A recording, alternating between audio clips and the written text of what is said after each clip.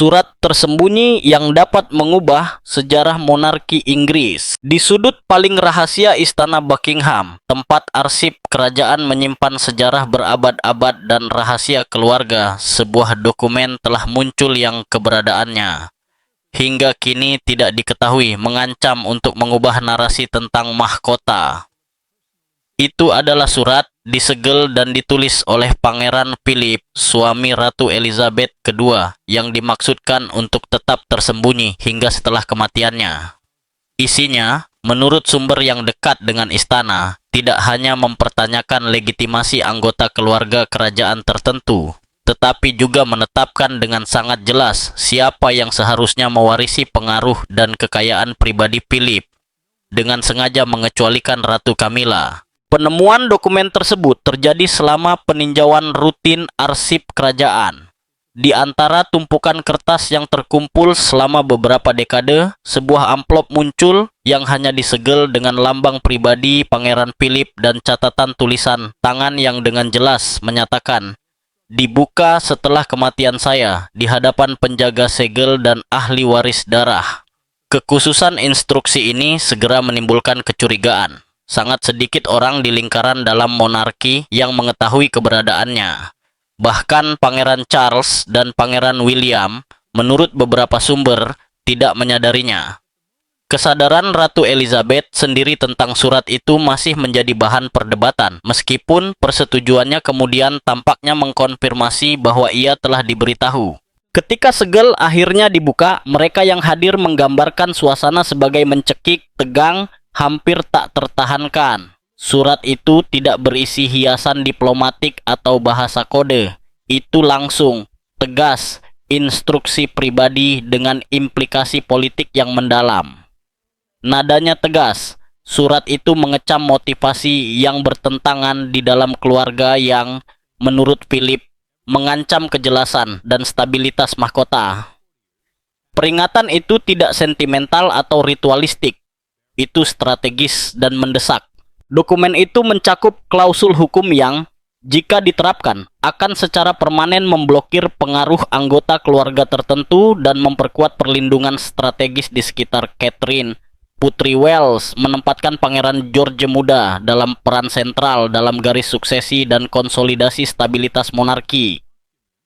Ketentuan-ketentuan ini, meskipun secara lahiriah bersifat pribadi, berpotensi untuk mendefinisikan kembali keseimbangan kekuasaan dalam keluarga kerajaan dan mengubah persepsi publik tentang loyalitas dan legitimasi.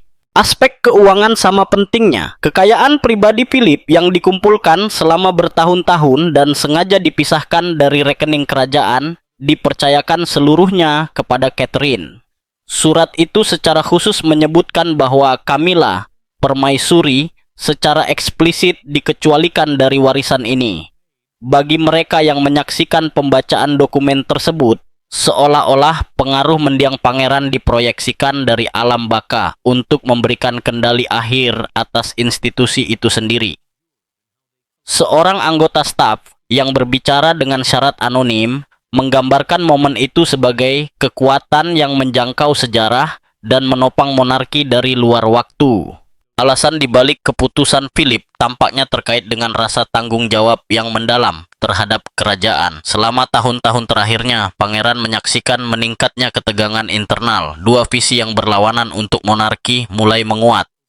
Di satu sisi, kontinuitas dan kewajiban yang diwakili oleh William dan Catherine.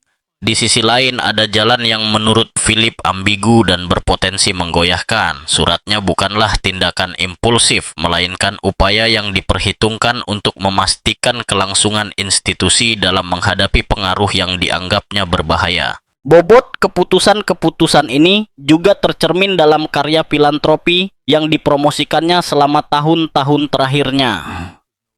Pusat Yayasan Kerajaan untuk Pendidikan Anak Usia Dini yang didirikan di bawah pengawasannya tidak hanya mengejar tujuan pendidikan tetapi juga merupakan investasi strategis dalam pengembangan pemimpin masa depan, memastikan bahwa generasi berikutnya akan menumbuhkan rasa tanggung jawab tanpa konflik internal yang dapat mengikis otoritas kerajaan. Sumber internal menekankan bahwa pengaruh Camilla yang semakin besar atas penampilan publik dan keputusan pribadi meningkatkan kegelisahan sang pangeran. Peringatannya yang dikutip oleh seorang mantan pelayan sangat jelas, biarkan garis kekuasaan paralel dan mahkota akan kehilangan pusatnya. Philip mengagumi dan mempercayai Catherine, menggambarkannya sebagai tulang punggung monarki yang mampu menjaga persatuan bahkan ketika orang lain terlibat dalam perselisihan tentang citra dan narasi publik. Surat itu juga menyoroti hubungan yang rumit antara transparansi dan stabilitas dalam institusi tersebut. Ratu Elizabeth, menurut catatan harian yang bocor oleh salah satu dayangnya, mengetahui keberadaan dokumen tersebut beberapa minggu sebelum kematian Philip.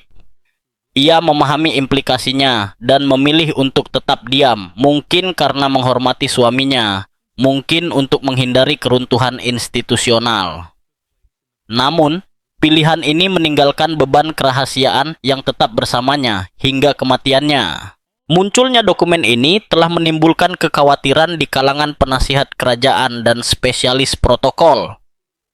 Keaslian surat itu diselidiki secara ketat, tulisan tangannya cocok dengan tulisan Philip, struktur hukumnya kuat, dan saksi-saksi yang hadir dapat dipercaya.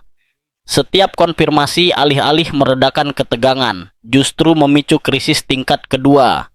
Bagaimana menangani dokumen sebesar itu di depan umum? Upaya untuk mengecilkan signifikansinya dan menyajikannya sebagai catatan pribadi gagal. Surat itu harus didaftarkan dan dihormati, sebuah mandat yang membuat pengadilan terjebak antara kewajiban hukum dan kebutuhan untuk melindungi citra monarki. Isi surat itu mengungkapkan benturan mendalam antara tradisi dan modernitas, antara kewajiban dan kepentingan, sebuah bukti bagaimana kekuasaan dalam keluarga kerajaan dibangun, tidak hanya melalui visibilitas publik, tetapi juga melalui keputusan-keputusan diam-diam yang menentukan suksesi, pengaruh, dan warisan. Pengungkapannya, secara keseluruhan atau sebagian, dapat menulis ulang sejarah monarki Inggris, membentuk kembali narasi tentang legitimasi, loyalitas, dan kekuasaan keluarga yang selama ini dianggap sebagai hal yang sudah pasti. Warisan monarki Eropa selalu ditandai oleh kekuasaan, tradisi, dan tarian halus loyalitas keluarga. Tidak ada anggota keluarga kerajaan yang lebih memahami hal ini selain Pangeran Philip, yang sepanjang hidupnya menyaksikan runtuhnya beberapa monarki di Eropa. Ia telah melihat mahkota-mahkota jatuh karena kesalahan perhitungan dan hilangnya legitimasi, dan ia memahami bahwa institusi jarang memberikan kesempatan kedua. Kesadaran itulah yang membentuk langkah-langkah terakhirnya, yang tidak hanya strategis tetapi juga sangat terencana. Ketika Philip memutuskan untuk campur tangan, ia melakukannya melalui instrumen yang tak terduga namun ampuh, sebuah surat. Isinya yang disusun dengan cermat dan disegel dimaksudkan untuk diaktifkan pada saat pengaruh langsung tidak lagi memungkinkan. Yang tidak sepenuhnya diantisipasi oleh siapapun adalah dampaknya. Surat itu tidak hanya berisi instruksi keuangan tetapi juga berisi pesan diam-diam tentang masa depan monarki. Ketika dibacakan dengan lantang, keheningan total menyelimuti ruangan. Dalam langkah yang mengejutkan semua orang yang hadir, Philip menunjuk Catherine, Putri Wales, dan bukan permaisuri atau anak-anaknya sendiri, sebagai pengelola kekayaan pribadinya. Kekayaan ini yang sepenuhnya terpisah dari harta kerajaan, termasuk perwalian, investasi, aset asing, dan properti yang dikumpulkan secara diam-diam selama beberapa dekade, mencapai puluhan juta pound sterling. Uang, pada hakikatnya, memberikan kekuasaan dan pengaruh yang signifikan. Namun, dengan kekuasaan itu datang pula tanggung jawab yang luar biasa, kewajiban untuk melindungi kepentingan politik dan publik yang jauh melampaui kepentingan pribadi. Bagi Catherine, kejutan itu bukan berasal dari besarnya kekayaan, sesuatu yang sudah biasa dalam kehidupan kerajaan, tetapi dari beratnya kepercayaan yang diberikan kepadanya. Menyadari bahwa Philip telah membuat keputusan bersejarah dengan satu nama terukir dalam warisannya adalah momen yang sangat penting. Kemudian, secara pribadi di ruang kerjanya di Kensington, surat itu dibaca 3 kali, untuk meminta persetujuan. Mengikuti instruksi pangeran berarti secara terbuka menentang Camilla dan berpotensi menciptakan ketegangan dengan Raja Charles. Mengabaikannya berarti mengkhianati kepercayaan terakhir dari seorang pria yang, pada prinsipnya, telah memilih penggantinya. Pangeran William, di sisi lain, mendapati dirinya berada di tengah konflik yang mustahil. Loyalitasnya kepada ayahnya yang baru dinobatkan berbenturan dengan tanggung jawabnya kepada istrinya, yang tiba-tiba terlibat dalam perang yang sunyi namun berbahaya. Para pengamat istana menggambarkan bagaimana ketegangan meningkat, kesabaran menipis, dan jalan-jalan sendirian di Galeri Timur Windsor menjadi lebih lama dan lebih sering. Komentar yang berulang di antara para saksi merangkum suasana tersebut. Philip telah mengantisipasi persis reaksi yang akan ditimbulkan oleh hal ini. Setiap langkah Duke of Edinburgh diperhitungkan tanpa ruang untuk improvisasi atau sentimentalitas. Surat itu, dalam lingkungan di mana loyalitas diukur dalam tatapan, keheningan, dan pengabaian, mendarat seperti sambaran petir. Catherine menyadari implikasinya, mencari nasihat dari seseorang yang memahami pola pikir Philip dan logika tak tergoyahkan dari kelangsungan institusional. Putri Anne. Menurut berbagai sumber, pertemuan rahasia terjadi di taman pribadi Sandringham, di mana Anne menawarkan nasihat yang jelas dan tanpa sentimentalitas. Patuhi permintaan tersebut tetapi dengan syarat pribadi. Pertemuan dewan itu akan menentukan tindakan Catherine dalam beberapa bulan berikutnya. Sejak saat itu, komunikasi langsung dengan Camilla terhenti sepenuhnya. Tidak ada pertukaran pribadi, bahkan ucapan terima kasih pun tidak ada selama acara publik. Dalam sistem yang dibangun di atas diplomasi senyap, ketidakhadiran ini merupakan pesan yang jelas, batas-batas kekuasaan sedang didefinisikan ulang. Seiring berjalannya waktu, perubahan halus namun signifikan mulai terlihat. Saluran administratif dialihkan ke kantor Catherine. Laporan patronase langsung dikirim ke sekretaris pribadinya. Dan undangan untuk acara tingkat tinggi dikirim kepadanya terlebih dahulu sebelum diedarkan kepada orang lain. Semua ini terjadi tanpa pengumuman, tetapi pengamatan para abdi dalam segera menimbulkan pertanyaan, seberapa jauh restrukturisasi ini akan berjalan? Perlawanan apa yang akan muncul? Bagaimana Camilla akan menanggapi pengucilan tanpa konfrontasi publik? Jawabannya segera datang. Ketika surat itu dibacakan dalam sesi rahasia Dewan Penasihat, reaksi Camilla langsung dan meledak-ledak. Para abdi dalam menggambarkan momen itu sebagai letusan gunung berapi, suara yang meninggi dan amarah yang membara. Konflik itu bukan tentang uang, tetapi tentang legitimasi dan pengakuan. Surat Philip secara langsung menantang peran Camilla yang berkelanjutan sebagai tokoh sentral dalam monarki. Beberapa jam kemudian, pertemuan pribadi diadakan dengan Raja Charles, yang dimulai sebagai dialog tegang dan dengan cepat meningkat menjadi ultimatum. Ancaman penarikan diri sepenuhnya dari tugas-tugas publik dilaporkan, sebuah langkah yang akan menggoyahkan mahkota yang masih dalam proses konsolidasi. Clarence House menyadari risikonya, mencoba menulis ulang narasi. Pernyataan yang diedit menekankan kasih sayang pribadi daripada otoritas hukum, dan jurnalis sekutu diberi laporan yang terukur dengan cermat yang menunjukkan bahwa surat itu lebih merupakan pemikiran tambahan daripada arahan yang dapat ditindaklanjuti. Namun, semua upaya digagalkan oleh fakta yang tak terbantahkan. Surat itu ditandatangani, disaksikan, dan didaftarkan secara resmi dengan langkah-langkah penahanan eksternal terbukti tidak efektif. Di dalam istana, aliansi diperkuat di antara tokoh-tokoh kunci, khususnya di dalam lingkaran protokol Clarion, yang bertugas menafsirkan area abu-abu konstitusional untuk melindungi otoritas yang ada. Pertemuan semakin banyak, presiden ditinjau ulang, dan setiap baris piagam dianalisis untuk fleksibilitas, sementara Catherine tetap diam secara strategis. Philip telah mencapai persis apa yang ingin dia lakukan, membangun pusat gravitasi tunggal untuk masa depan monarki. yang diwujudkan dalam diri Catherine. Namun Camilla tidak akan menyerah begitu saja.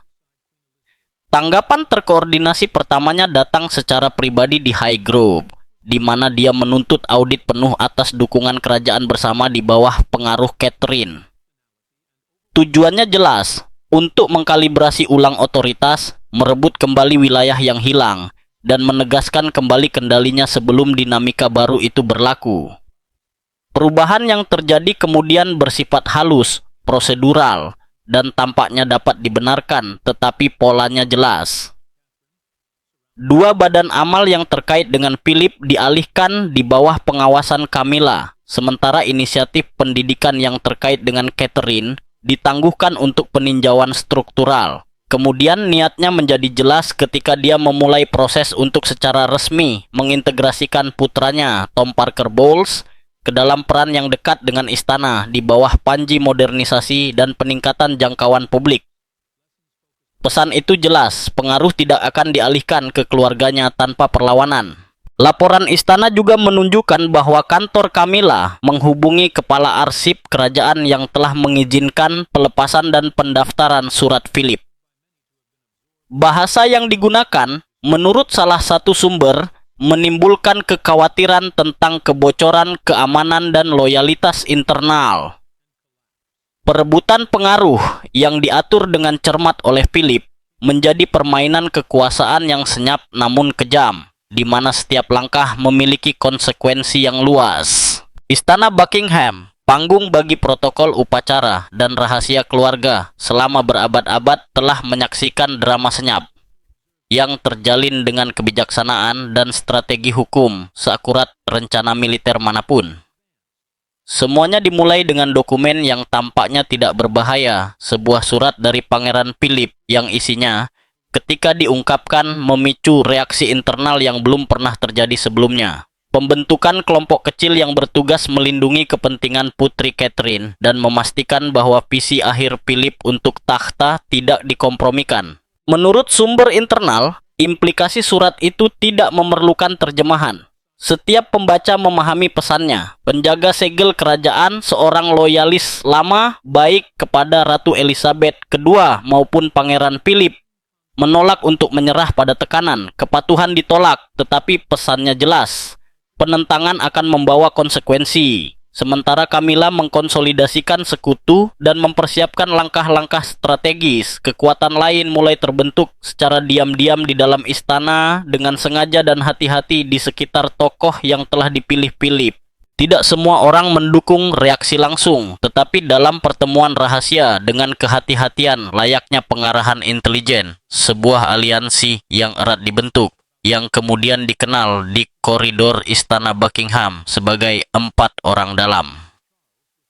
Misi mereka jelas, untuk melindungi Catherine, memastikan pemenuhan mandat terakhir Philip, dan mencegah masa depan monarki jatuh di bawah kendali Camilla. Komposisi kelompok ini dipilih dengan cermat. Intinya adalah Putri Anne, Putri Philip, yang terkenal karena rasa tanggung jawab dan disiplinnya, dan dianggap sebagai suara paling jelas dalam hal tanggung jawab institusional. Duchess Sophie membawa kebijaksanaan, kredibilitas yang tenang, dan konsistensi, memenangkan kepercayaan berbagai faksi. Sir Clive Alderton, sekretaris pribadi raja, bergabung meskipun ada risikonya, setelah secara pribadi menyatakan kekhawatiran tentang pengaruh yang tumbuh dan tak terkendali di Clarence House. Melengkapi kelompok tersebut adalah Lord Fellows, seorang ahli hukum yang begitu berpengalaman dalam protokol kerajaan sehingga rekan-rekannya menganggapnya sebagai arsip hidup. Bersama-sama, mereka membentuk penghalang yang menstabilkan terhadap apa yang mereka anggap sebagai pergeseran berbahaya dari pusat monarki.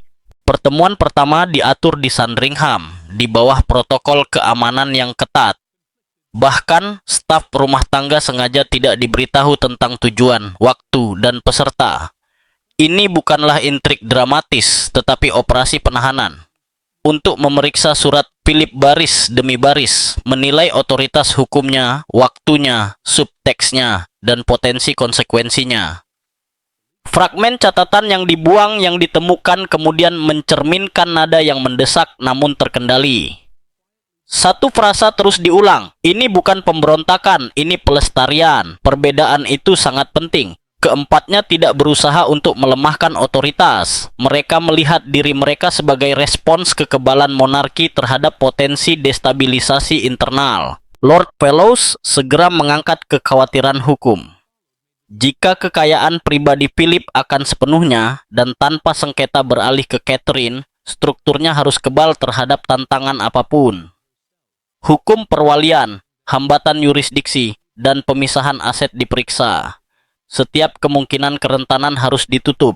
Sir Clive kemudian mengungkapkan detail penting. Philip diam-diam telah mengatur ulang kepemilikan, investasi, dan perwalian di luar negeri selama bertahun-tahun dengan sengaja memisahkannya dari properti kerajaan. Tidak ada yang spontan, semuanya telah direncanakan sebelumnya. Namun pengungkapan yang paling meresahkan datang dari pemeriksaan dokumentasi harta warisan. Ada klausul sekunder yang langka dan hampir tidak pernah digunakan yang menggambarkan penunjukan wali moral yang teguh. Frasa ini tidak muncul dalam instrumen kerajaan lainnya. Keempat narapidana menafsirkan bahasa tersebut sebagai otoritas tersandi. Itu tidak hanya mendukung Catherine sebagai penerima manfaat, tetapi juga menjadikannya wali kesinambungan moral, hati nurani institusional, dan perlindungan terhadap penyimpangan di masa depan. Philip tidak hanya mendistribusikan kekayaan, dia juga menetapkan tanggung jawab. Dinamika internal bergeser lebih jauh ketika Putri Anne mengungkapkan detail yang mengubah seluruh kronologi. Menurut laporan yang beredar di istana, dialah sendiri yang menyampaikan surat asli Philip kepada Catherine secara langsung, tanpa perantara. Ini berarti bahwa rencana tersebut tidak muncul sebagai reaksi terhadap peristiwa baru-baru ini, tetapi telah berjalan jauh sebelumnya. Ene bukanlah pengamat pasif, melainkan pelaksana mandat ayahnya sejak awal. Sementara itu, pengawasan internal semakin intensif.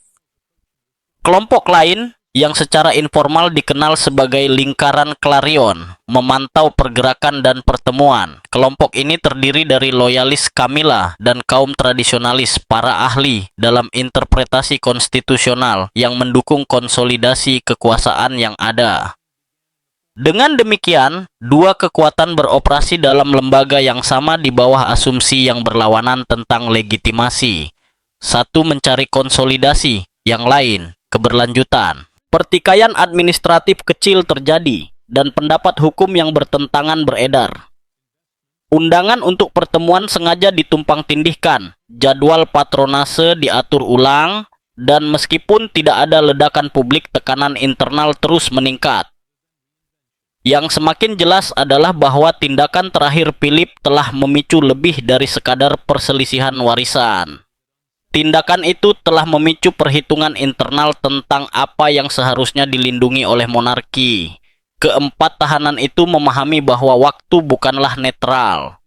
Philip telah mengantisipasi momen ini. Serangan balasan sudah dibangun ke dalam arsitektur yang ditinggalkannya. Ketegangan di dalam istana meningkat. Setiap koridor terasa seperti papan catur. Setiap gerakan senyap namun terencana. Kelompok Camilla mencoba mencegat komunikasi, mengendalikan akses dan pengarahan. Keempat tahanan itu merespons dengan lebih bijaksana, menggunakan perantara, catatan tulisan tangan, dan penasihat terpercaya untuk melindungi koordinasi mereka. Kemudian sesuatu yang lebih mengganggu ditemukan. Philip tidak hanya meninggalkan satu dokumen, sebuah klausul tersembunyi yang dikenal di kalangan orang dalam sebagai disposisi senja, terletak di lampiran yang disegel di dalam kotak penyimpanan amannya di Jenewa. Lokasinya bukanlah kebetulan. Swiss berada di luar yurisdiksi Inggris, mencegah pengawasan atau pengaruh lokal. Pembukaan tersebut yang hanya dihadiri oleh dua orang, pengacara Philip Edward Lazenby dan Putri Anne, mengungkapkan instruksi yang bersifat final.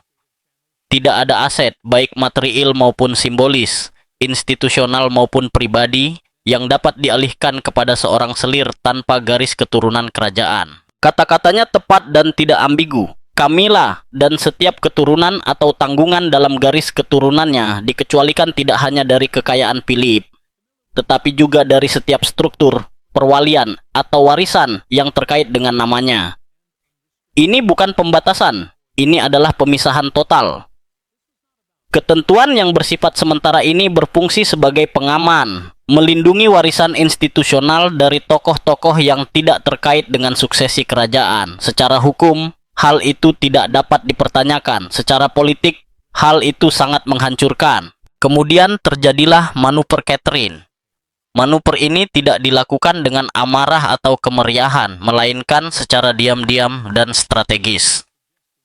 Suatu pagi, kantor komunikasi kerajaan mengeluarkan pernyataan singkat yang berdampak langsung.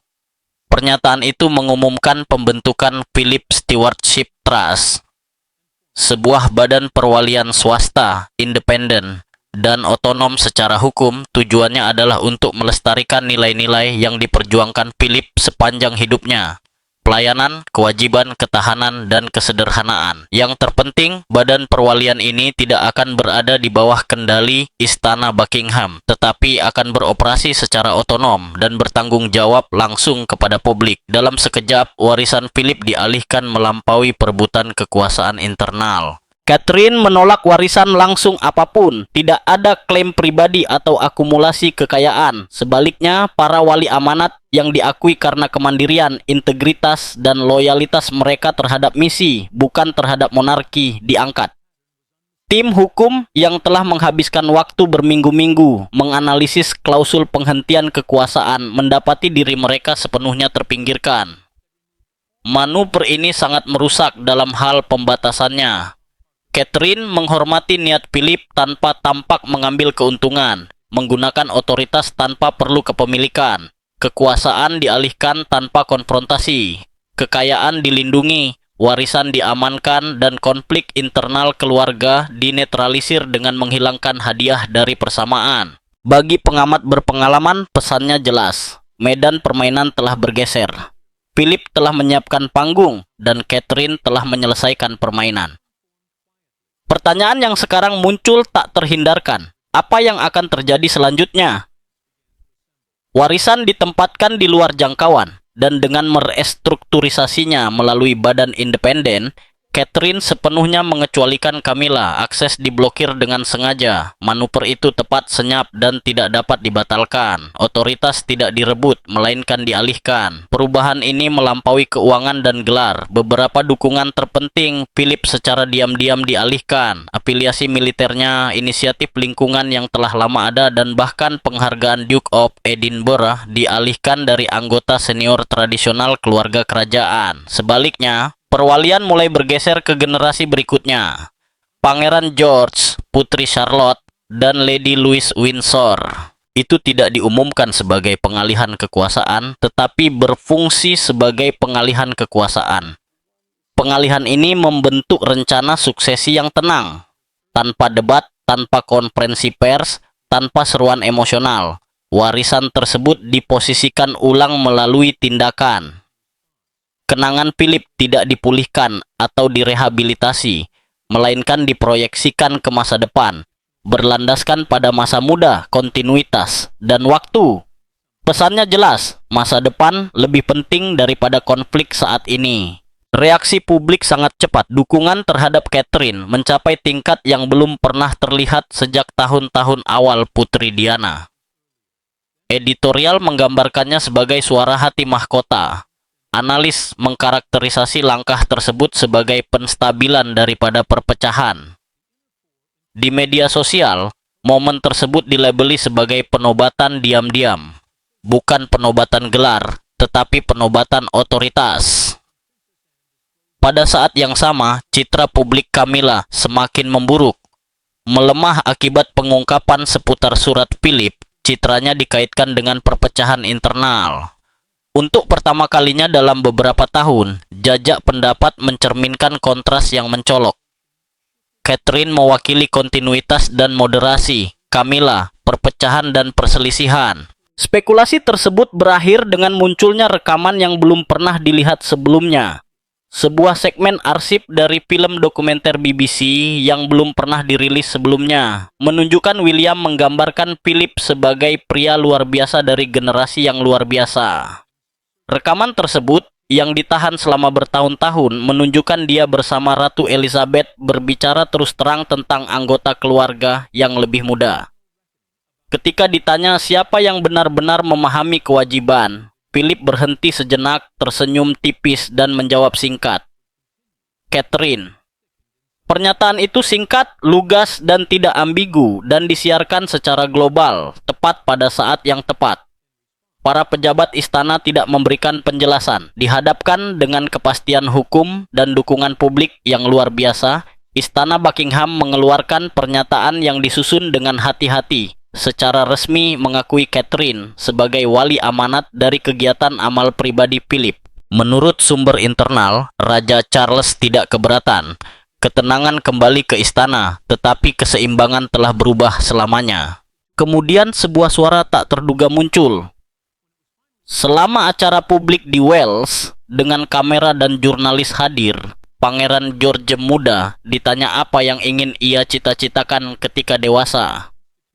Berdiri di samping Catherine dan dikelilingi oleh anak-anak lain, sang pangeran berhenti sejenak sebelum menjawab. Ia akan melakukan apapun yang diminta kakek buyutnya. Ia akan memastikannya. Momen itu segera beredar di media sosial dan pers, secara langsung dikaitkan dengan kekacauan selama berbulan-bulan seputar warisan Philip. Meskipun petugas pers menyajikannya sebagai pernyataan yang polos dan simbolis, bisikan di dalam istana menunjukkan bahwa jawaban itu bukanlah kebetulan. Sumber-sumber yang dekat dengan Catherine menyatakan bahwa persiapan telah dimulai secara diam-diam, bukan melalui instruksi formal, tetapi melalui paparan terus-menerus, kisah-kisah dari kehidupan Philip, percakapan tentang pengabdian dan pengendalian diri, tutor yang dipilih dengan cermat, dan pelajaran yang berfokus pada sejarah, keseimbangan konstitusional, dan perbedaan antara otoritas dan legitimasi.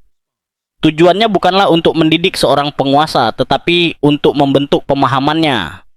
Takhta tidak diwarisi hanya berdasarkan hak, tetapi dipegang dengan tanggung jawab.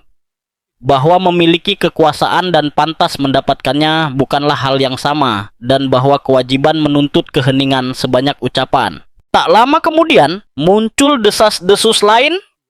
Arsip Philip yang disegel, yang diyakini banyak orang telah diserap oleh catatan kerajaan atau dihancurkan, mungkin telah diawetkan secara utuh. Jika ini benar, implikasinya sangat signifikan. Suara Philip tidak akan tetap berada di masa lalu, tetapi akan diproyeksikan ke masa depan. Seperti catatan pribadi dari memori institusional, pengamatan seorang pria yang menghabiskan 70 tahun menyaksikan monarki bertahan atau runtuh. Sebuah panduan tak tertulis untuk publik, tetapi untuk raja masa depan. Tidak ada konfirmasi resmi yang dikeluarkan. Saat ini, ketenangan yang tegang menyelimuti istana Buckingham. Catherine melanjutkan tugasnya tanpa perubahan yang terlihat. Philip Stewardship Trust beroperasi secara independen, mendanai kegiatan yang terkait dengan pelayanan, ketahanan, dan akuntabilitas publik tanpa campur tangan dari politik istana.